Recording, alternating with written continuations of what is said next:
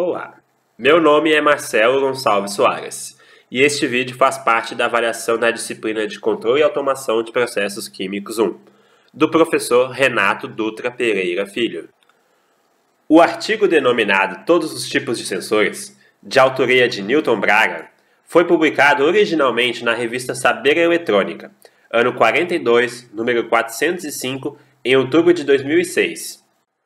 O uso de sensores em equipamentos eletrônicos se dá através de dispositivos mecânicos até a transdutores, que convertem uma grandeza física em uma grandeza elétrica como tensão.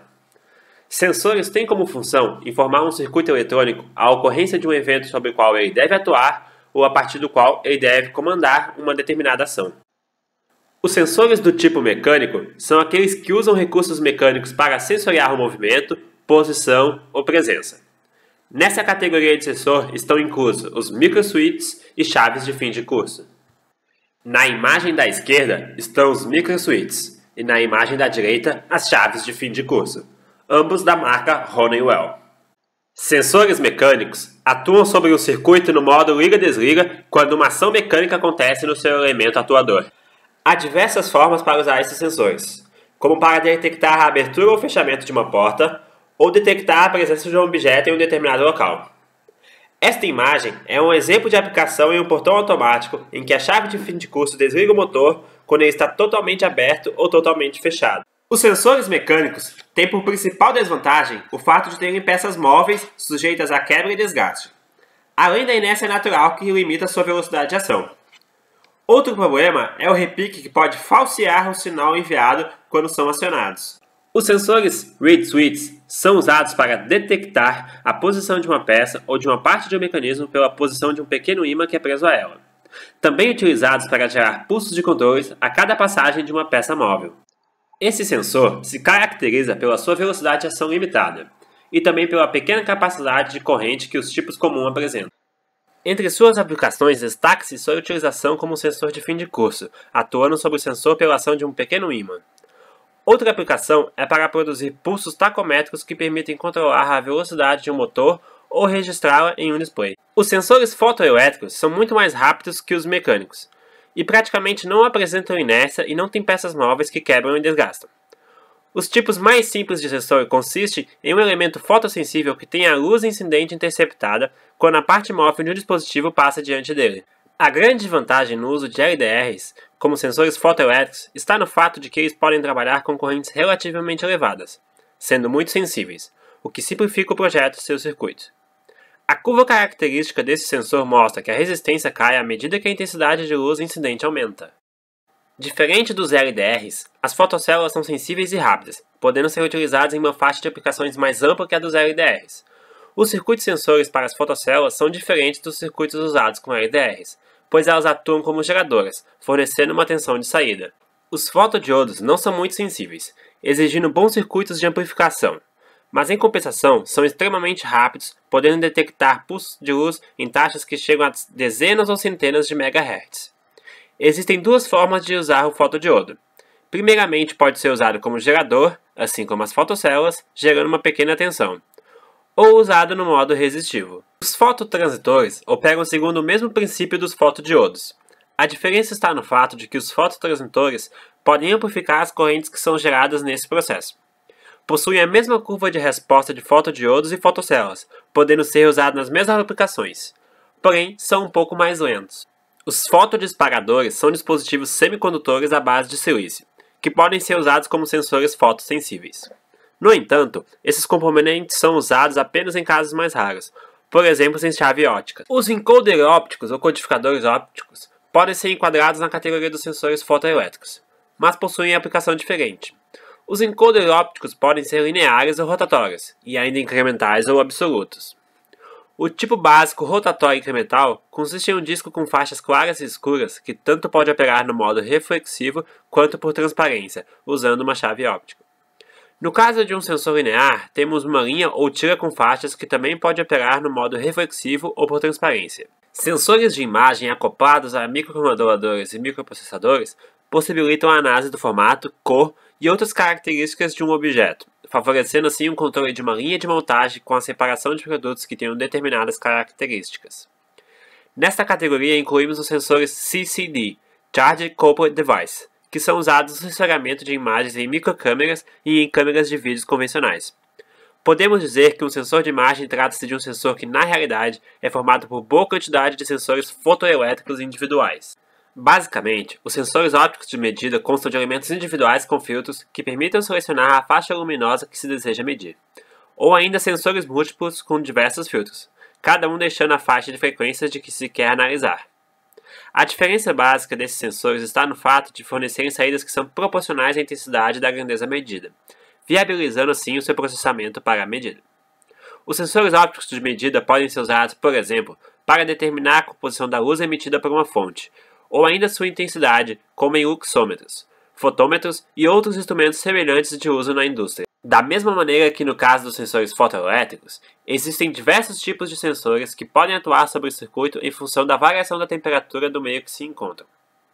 Sensores bimetais consistem em duas lâminas feitas de metais que possuem coeficiente de dilatação diferentes.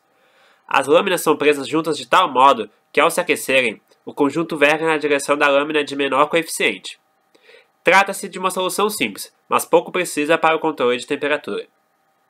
Pares termoelétricos são os sensores mais utilizados no sensoriamento de temperaturas muito altas, pela sua capacidade de linearidade e precisão. O princípio do funcionamento desse sensor é que quando dois metais formam uma junção e um deles está numa temperatura diferente do outro, aparece entre eles uma tensão proporcional à diferença de temperatura. Dessa forma, pode-se usar essa tensão para sensoriar a temperatura de um local, tanto atuando sobre um circuito de controle quanto sobre um circuito de medida. O NTC, Negative Temperature Coefficient, e o PTC, Positive Temperature Coefficient, são resistores cuja resistência diminui ou aumenta quando a temperatura aumenta. Operando numa faixa de temperaturas que vai de valores negativos até aproximadamente 125 graus Celsius, esses dispositivos são utilizados como sensores em uma grande quantidade de aplicações, dada a facilidade com que podemos trabalhar com eles e inclusive seu baixo custo. Sensores semicondutores são usados baseados no fato de que um aumento de temperatura libera a maior quantidade de portadores de carga numa junção semicondutora. Podemos usar qualquer dispositivo dotado de junções como um sensor de temperatura com linearidade relativamente boa numa ampla faixa de temperaturas. Sensores piroelétricos são sensores encontrados em alarmes de incêndio e de presença, como os que abrem automaticamente as portas de shoppings na presença de pessoas.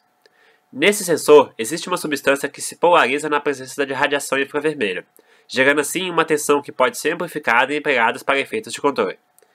Para aumentar sua sensibilidade e dirigir as ondas de vermelho diretamente para o sensor, são usadas lentes especiais denominadas lentes de Fresnel. Na realidade, os sensores de presença mais usados são os sensores de temperatura piroelétricos, que vimos no item anterior. O sensor ultrassônico é um tipo de sensor bastante útil na detecção de objetos a uma certa distância, e capazes de refletir esse tipo de radiação.